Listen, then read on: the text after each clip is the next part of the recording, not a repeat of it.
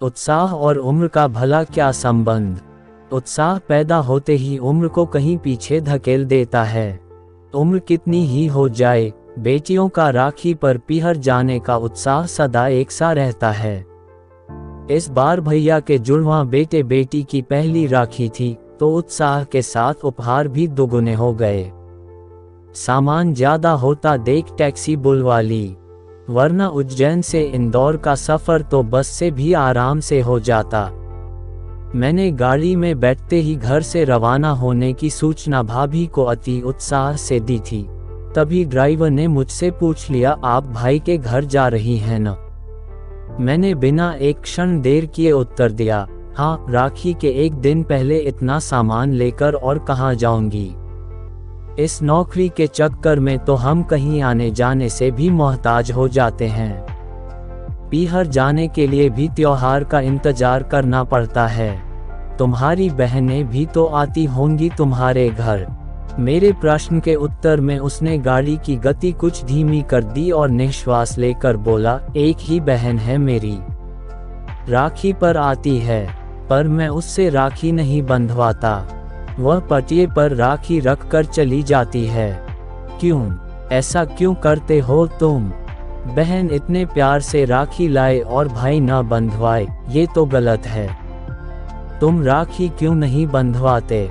कोई तो कारण होगा। मैंने किसी पुलिस वाले की तरह प्रश्नों की झड़ी लगा दी।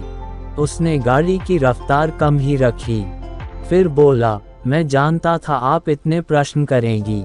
यदि आप मेरी पूरी कहानी सुनेंगी तो उत्तर खुद ब खुद ही मिल जाएंगे।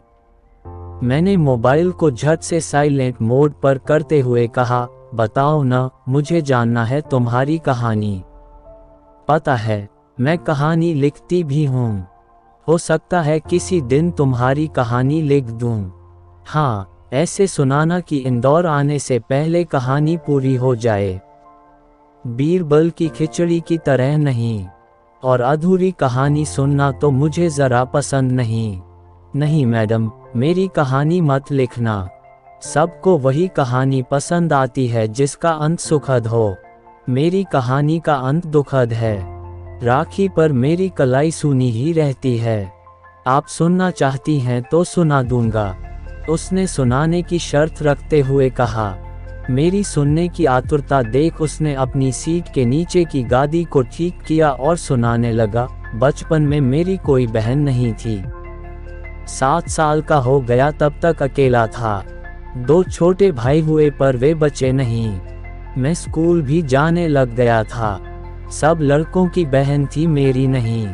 मुझे बहुत चाह थी बहन की। खासकर राखी पर मुझे बहन की कमी बहुत अखरती।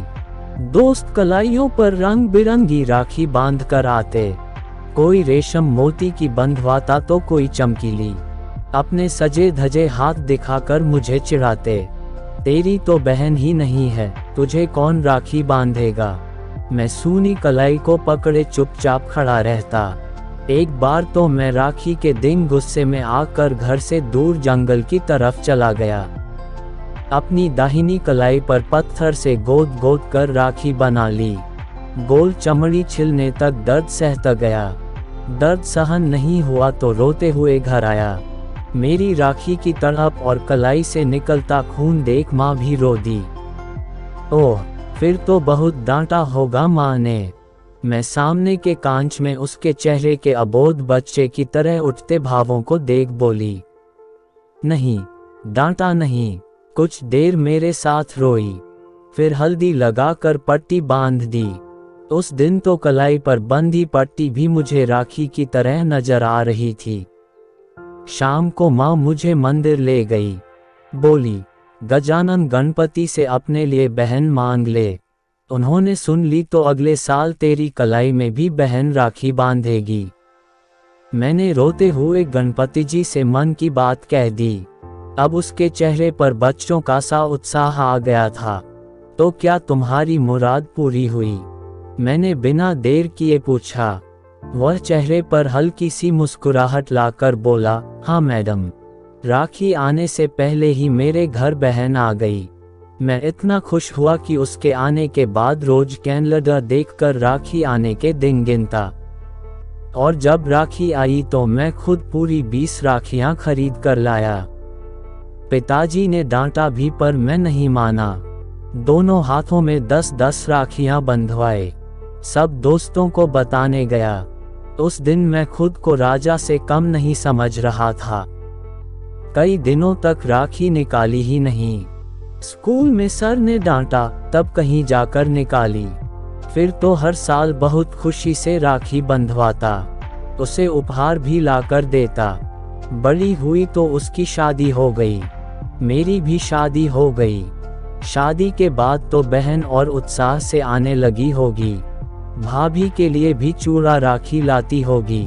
मैंने कहानी में रस लेते हुए पूछा, चूड़ा राखी तो नहीं, वह हम दोनों के लिए एक सी राखी लाती। पटिये पर बैठा कर पहले मुझे बांधती, फिर मेरी पत्नी को। दोनों एक सी राखी बंधवा कर बहुत खुश होते। पर ज्यादा साल ये सिलसिला नहीं चल पाया। कुछ साल पहले मेरी पत्नी को टीबी हो गई। मैं बहुत घबरा गया, तुरंत इलाज शुरू किया। मैं दिन रात गाड़ी चलाता, उसकी दवा और खिलाई पिलाई में कमी नहीं आने दी। पर मेरी बहन की सास ने जाने क्या सिखा दिया। वह देखने आई तो मेरी पत्नी से बात तक नहीं की, मुझसे मिलकर चली गई। शायद उसे डर था, टीबी छूत की बीमारी होती है, कहीं उसे न लग जाए। उसकी आवाज कुछ गंभीर हो गई। अरे, बात भी नहीं की भाभी से? मैंने पूछा। लंबी सांस लेकर वह बोला, नहीं। उस साल राखी आई तो बहन ने सिर्फ मुझे राखी बांधी। मेरी पत्नी राखी बंधवाने बैठती उससे पहले ही बहन ने पटिया उठा दिया। मुझे गुस्सा आ गया। मैंने अपनी कलाई पर बंधी राखी उतारकर फेंक दी। बहन देखती रही, वह ठहरी भी नहीं, राखी के दिन ही लौट गई। मैं कुछ समझ नहीं पाया पर पत्नी समझ गई। रात को वह अपनी बीमारी को इस व्यवहार की जड़ बताते हुए खूब रोई। देर तक अपनी किस्मत को कोसती रही। उस दिन के बाद से मेरी पत्नी की हालत गिरती गई। उसे कोई दवा असर ही नहीं करती थी। ओह, दिल पर ले लिया होगा उसने इस बात को। मैंने चुभती यादों को मरहम लगाते हुए कहा। वह चमकती आंखों से आगे की कहानी बताने लगा, पर मैडम उसने नया काम शुरू कर दिया। वह रोज टीबी के अस्पताल में जाती, जिन मरीजों से कोई मिलने नहीं आता उनकी सेवा करती। मैं तो ड्राइवरी के धंधे में घर पर कम ही ठहरता हूँ, आज यहाँ तो कल वहाँ। उसे मैंने पूरी छूट दे दी। दिन रात मरीजों की सेवा में उसे बहुत आनंद आता। अपने इलाज की चिंता किए बिना वह सबकी मदद करती। अस्पताल वाले भी उसका बहुत गुणगान करते। एक बार तो अखबार में आया था उसके काम के बारे में, फोटो भी छपी थी। सब मुझे बधाई दे रहे थे, उसके कारण मेरा नाम हुआ। तब तुम्हारी बहन आई, उसे पता चला कि नहीं अखबार की खबर का। मेरे इस सवाल पर वह कुछ मुस्कुराया, बोला, बहन के पति उसे लेकर आए थे अस्पताल में। मेरी बहन पत्नी से गले मिली। सबके सामने उसने अपने किए पर माफी मांगी। मेरी पत्नी ने बहन के पैर छुए। देर तक रोती रही। चलो, देर से सही तुम्हारी बहन को समझ तो आई। बहुत बड़ी बात है गलती मानकर माफी मांग लेना। और तुम्हारी पत्नी ने भी माफ कर दिया उसे। हाँ मैडम, पर बहन को गलती का एहसास हुआ तब तक देर हो गई थी। उसके 2 हफ्ते बाद ही मेरी पत्नी हार गई, अपने आप से, अपनी बीमारी से। अस्पताल में ही मरीजों की सेवा करते हुए उसने अंतिम सांस ली। ओह, बड़ी हिम्मत वाली थी तुम्हारी पत्नी। कितने साल हुए उसे गुजरे? मैंने उसकी उमड़ती भावनाओं को थोड़ी राहत देने की गरज से पूछा। कल तीसरी राखी है उसके बिना। उसने गाड़ी की गति थोड़ी बढ़ा दी। इंदौर आने में ज्यादा समय नहीं था। मैंने पूछा, तो अब तुम्हारी बहन नहीं आती राखी बांधने? आती है पर मैं उससे राखी नहीं बंधवाता। उसने ठंडी सांस ली। 1 सी 2 राखियां लाकर पत्नी की फोटो के सामने रख देती है। नारियल, मिठाई भी वहीं रख देती है। उसे बहुत बुरा लगता है मेरी सूनी कलाई देखकर, पर अब कुछ नहीं हो सकता। वह निर्विकार भाव से बोला। गाड़ी की गति बिल्कुल धीमी हो गई थी। वह चुप हो गया। अपनी ओर से कहानी खत्म कर दी उसने, पर मेरे लिए कहानी का अंत अभी कहाँ हुआ था। जब तक पात्र जिंदा हैं कहानी खत्म कहाँ होती है। मैंने कहा, देखो तुम्हारी बहन ने गलती स्वीकार कर ली ना, तो माफ कर दो। अब उस गलती को लेकर क्या जिंदगी भर बैठे रहोगे। याद करो, क्या इस बहन के लिए तुमने दर्द सहते हुए कलाई को पत्थर से लहूलुहान किया था। तुम्हारी पत्नी की जितनी उम्र थी उतने दिन वह साथ रही। अब उसकी यादें हैं तुम्हारे साथ। तुम्हारी पत्नी बड़ी बन गई, नंद को माफ कर दिया, तुम्हें भी अपनी बहन को माफ कर देना चाहिए। राखी की जगह पटिये पर नहीं कलाई पर होती है। मैं तो कहूंगी, कल वह आए तो तुम पटिया बिछाना और उससे राखी बंधवाना।